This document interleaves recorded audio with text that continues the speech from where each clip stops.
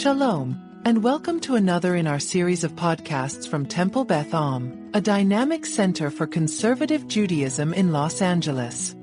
This is a recording of a Shabbat teaching with Rabbi Chaim Singer Franks. So what are you noticing? What are you noticing about the 19th chapter of Leviticus, of Vayikra?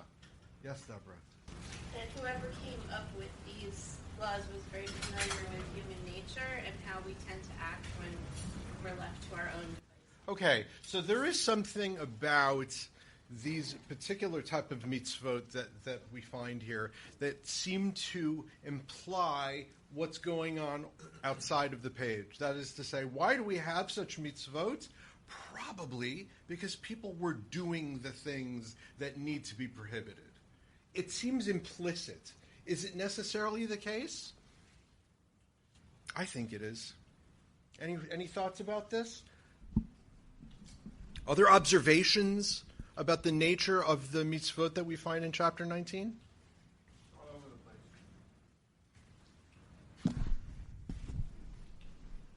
the place. Oh, there's no common theme. There's some Ben Adam l'chavero, some Ben Adam l'makom. Correct. Some of these mitzvot seem to be Ben Adam l'makom, that is to say, between human beings and God, having to do with the particular ones having to do with sacrifice, verses 5 through 10. And then there's a whole bunch of Ben Adam l'chavero, a bunch of mitzvot that seem to have a lot more to do with people, with gestures and actions between human beings. Yeah, well, there's a mix of things that I think modern people would consider either legal matters or issues of morality. They're all kind of placed on the same level, like you shall not steal, you shall not commit robbery. Those are things that kind of demand legal sanction in our world. But then when it comes to you shall not insult the deaf, things revere your mother and your father, and keep the Sabbath, these kind of seem like things that you can't legally obligate people to do, but it's a moral issue. But I also don't know if that's really the case.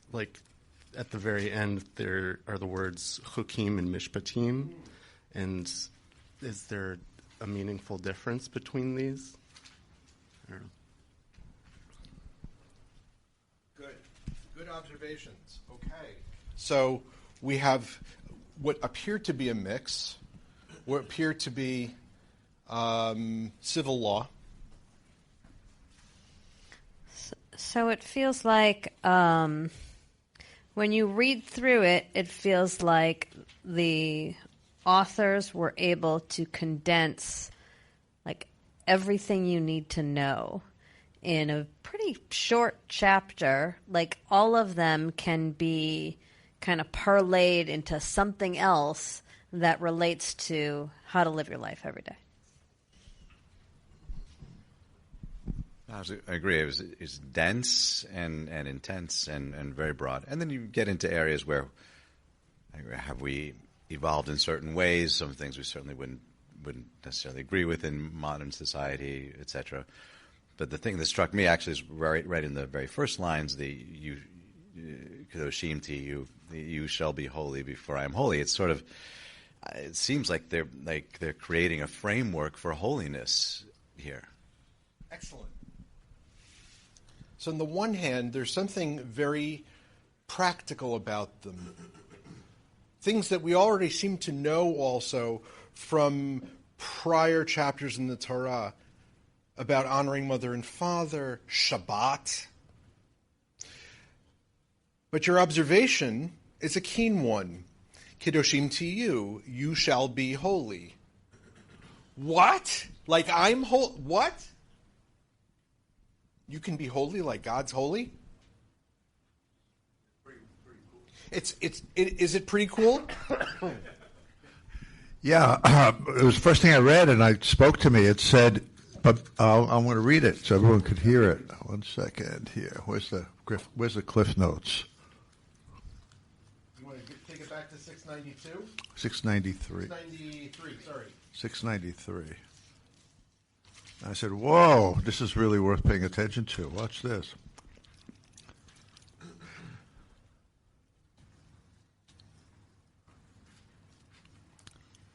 Hold on, where was that? Just read the Well, read the text of the actual chapter at the top of the page on 693. What it said was, the capacity for holiness is not restricted to the spiritually gifted people. Anyone may attain holiness. God does not demand the impossible. What did I read? Oh, yeah, here it is. To be holy is to be different, to be set aside from the ordinary. Well, if we all think we're extraordinary, so everyone thinks they're. So I think it's basically a very positive expression.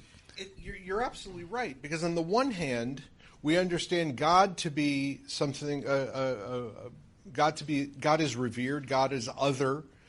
God is unattainable. We know from Exodus that we can't look at God. That God turns away from Moshe on the mountain. You could perhaps see God's back. But God is sort of the quintessential other. And yet God is saying, Kedoshim tihiyu, ki kadosh ani Adonai Elohechem. Holy you shall be, y'all, everyone, because I am holy. So on the one hand, God is saying, God is insisting that there's something absolutely separate about my nature being God, and yet you can be just like me. And then what follows it is a series of mitzvot. Yeah, there's what you might expect. Okay, Shabbat. Okay, having to do with shlamim, certain sacrifices. And then the rest of the chapter is about what we do with one another. What seems implicit in this is that the code for holiness, and our biblical scholars consider this to be the holiness code. That's what this chapter is known as. The means by which we attain holiness, which is equivalent to God's, is by not being jerks. Is by honoring our parents. It doesn't say we have to love them. It says we have to honor them. And that we're supposed to have balanced scales. And that we're not supposed to place an obstacle before a blind person. And that we're supposed to have just courts. And that we're supposed to leave the corners of our fields. That the makings of a just and civil society are holiness like God. That's what God demands of us. That's what it means to be holy, to build a civil society. It is ultimately the foundation of our justice system in a way. So I'm perfectly happy understanding the 19th chapter of Kedoshim in this way. I think it's one of the most exciting moments in the Torah, where we move from Sefer Bereshit to the story of these incredibly dysfunctional families, to the receipt of the Torah at Sinai. And then God is getting into like the nitty-gritty details of how you actually go about building a society. All right, I've laid the groundwork for a particular understanding. Let's say even according to Western sensibilities of what's going on in Kedoshim. There's a handout. Master from the late 18th, early 19th century. He's sort of my go-to guy in a lot of these things. And let's take a look at it. I'll read the first paragraph in Ivrit, then I'm going to ask someone to just pop it out in English. Bamidrash, Vayikra Rabbah, Kafdalid Tet, Kedoshim Tihiyu, you shall be holy, y'all should be holy. Yachol Kamoni. Yachol Kamoni? Is it possible to be holy like me? Talmud Lomar, Ki Kadoshani, because I am holy. Kedushati Lemala Mikdushatchem. Uva Gemara in Psachim Chet, Ma tzadikim domim bifnei hashchina kener bifnei havuka. Uferesh. Oh, let's stop right there. Who would like to read the English in Midrash Vayikra Rabbah 24:9? Joey, go for it. Mike. Michael. In Midrash Vayikra Rabbah 24:9, as it regards to the verse Vayikra, Leviticus 19:2, speak unto the congregation of the children of Israel and say to them, you all shall be holy. God questions, can you be as holy as I am? Because I, the Lord your God, am holy, for my holiness is better than all of yours. Okay, so the author of this Midrash is asking the same question. Crazy! Can you be holy like I am? Okay, let's continue. Anyone else? Let's continue on in English. Any other readers, takers? And the Gemara tractate Psachim. And the Gemara in tractate Psachim 8a states, just as the righteous are comparable before the divine presence, they are comparable to the singular flame of a lamp in the face of a torch. This statement indicates that the light of a torch is significantly greater than that of a lamp, and consequently a torch should be more effective in the search for leaven. Okay, stop for a second. What's he talking about? What's he talking about? He's talking about B'dikat Chametz. We're all talking about civil laws and the basis of a just society. And we're sitting here knocking our heads against the wall trying to figure out what it means to be holy like God. And this guy's head is still firmly in Pesach. And what's he talking about? He's talking about the different type of lamps that you could possibly use. He's referring to a piece of Gemara and Masechet Pesachim, where the rabbis are discussing what type of lamp is appropriate to use in the search for chametz. Now let's see what he does with it. Why is he doing this? And our teacher, Rabbi Dov Ber. Anyone want to take the English on this one? The other side of the page? And our teacher, Rabbi Dov Ber, the Maggid of Mezerich, of blessed memory, commented, as it is states in the same page in the Gemara, the torch is a light that shines backward upon who's holding it, and it flickers. Yeah, and it flickers. So what the rabbis basically settle upon is that a torch is too bright for the purpose of searching for chametz. What's the nature of the light of a torch? It's blinding. It illuminates the person who's holding it probably more effective and better than it illuminates tiny little crevices for where we're supposed to be searching for chametz. And so they decide, actually, maybe a tiny little flame is better for this purpose. Now he keeps going. He doesn't stop here because he's continuing on this flame theme. Any other takers? This hints at the Creator. This hints at the Creator, may he be blessed, who has no end, and who can encompass its strength. And of course, if God were to shed God's light in accord with God's holiness, the world would seem as nothing before him. It is only that the Holy One withdraws, contracts both God's presence and God's holiness in accord with human abilities so as to enable us to receive it. And that is what the Gemara above refers to when it says, a light that shines backward, that is to say, it is impossible to conceive of God's holiness if only from behind, or perhaps in a roundabout way. Maybe referential of the verse in Exodus 33:23, you shall see my back, and it flickers. Okay, thank you. So, what's he doing? What's he doing? What's this direction that he's taking? He's taking. First of all, he's not touching any of the other mitzvot.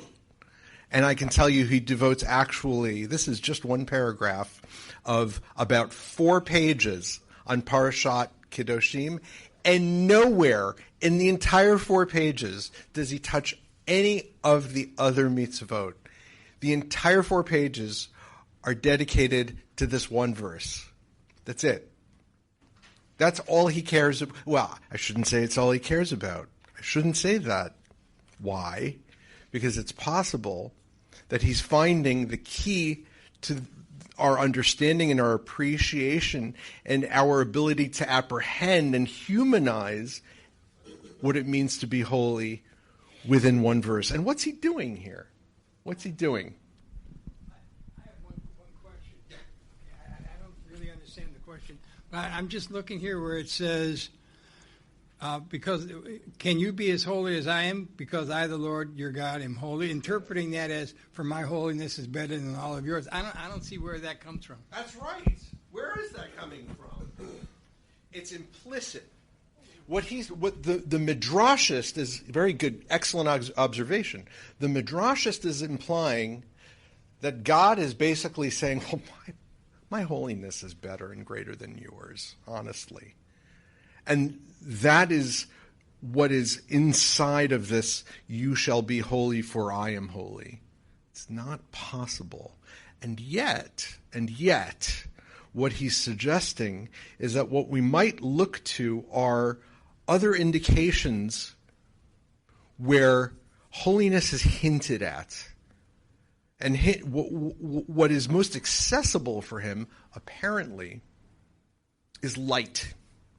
That light is somehow a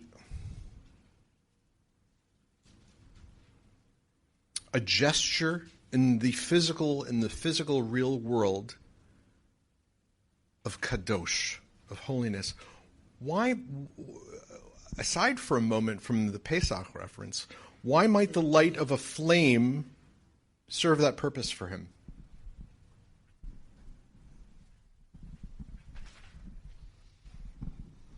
I'm thinking of the old American political saying that sunlight is the best disinfectant. So I'm thinking that maybe God is supposed to be just. Like in the end, everything that God does is supposed, even though we can't sometimes see it or understand it, or it seems the opposite because of our limited time perspective, that maybe the only way we can enact holiness is to do these kind of human scale justice type things. Those are our little flickers of holiness that we can manage to do.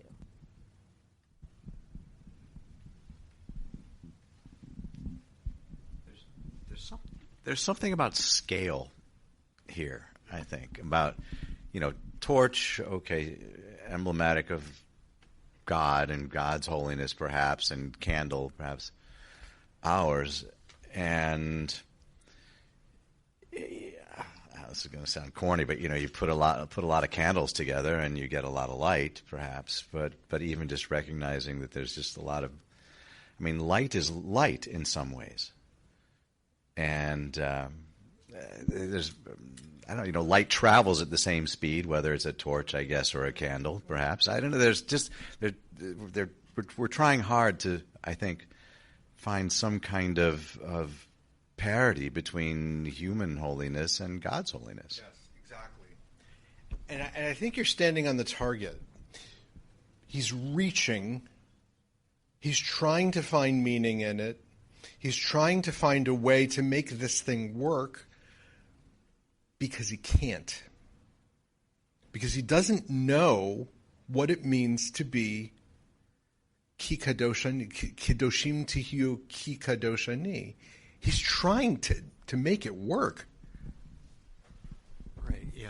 And I think part of this is, there's the candlelight and the torchlight, and what is my tiny candle to the beautiful, huge flame of this torch, but to be holy like God is holy. The Avodat Yisrael, I think, is trying to convey that God withdraws, contracts, mitzamtzem, which is like I think an important Hasidic concept. You're absolutely right. It's an absolutely essential, core, Kabbalistic principle. The idea that if God were to allow God's energy to flow into the world unchecked, then it would basically overwhelm all of creation.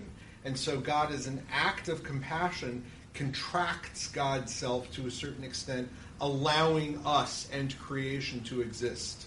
That's what's called the aspect of God's rachamim, God's compassion for us. Go ahead. Yeah. And so God, as a torch, can become contracted into a candle's flame to show us how, be holy on this smaller scale. I don't know. Yeah, beautiful, beautiful. As we reach for some meaning in this, we begin to get some hints that within the tzimtzum, within this notion of the whole representing everything, and God withdraws to some extent to allow us little things to exist. In an analogy with torches and small flames, maybe that my holiness, God, I speaking in the voice of the divine, my holiness is like the torch. You can do it too, individually, as little flames, as gestures brought into the world by these little things, and collectively, what that becomes is your torch, which is perhaps approaching in equivalence God's holiness. Maybe. Let's look at the last paragraph. The holiness does not flow. This is really esoteric, Kabbalistic language and thinking. Who would like to tackle the last paragraph?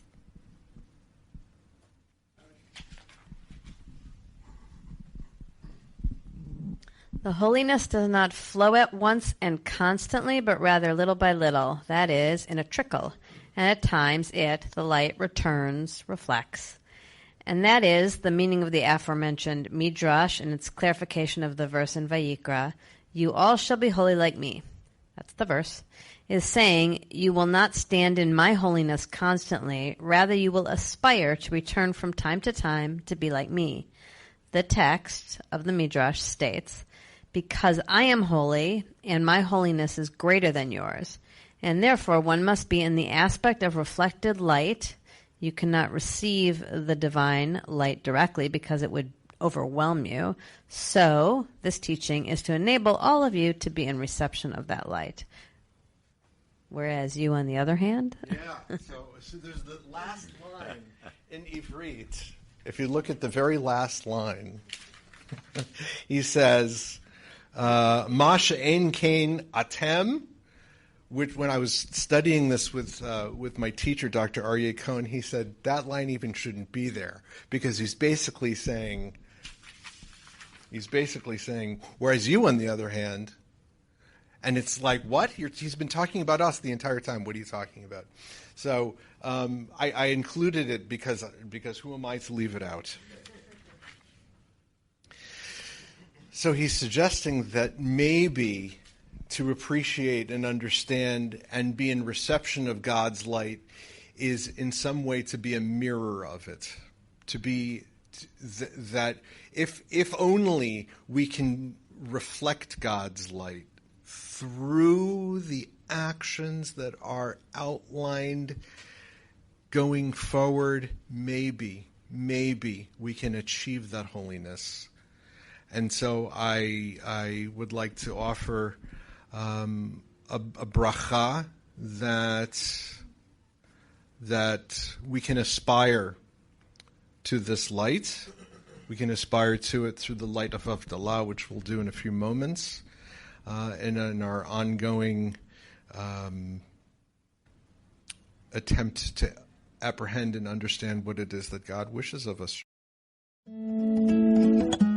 You've been listening to another in our series of podcasts from Temple Beth Am, a dynamic center for conservative Judaism in Los Angeles. If you enjoy these podcasts, we invite you to write a review on the Apple Podcast website or wherever you get your podcasts. For more information on Temple Beth Am, Los Angeles, please visit www.tbala.org.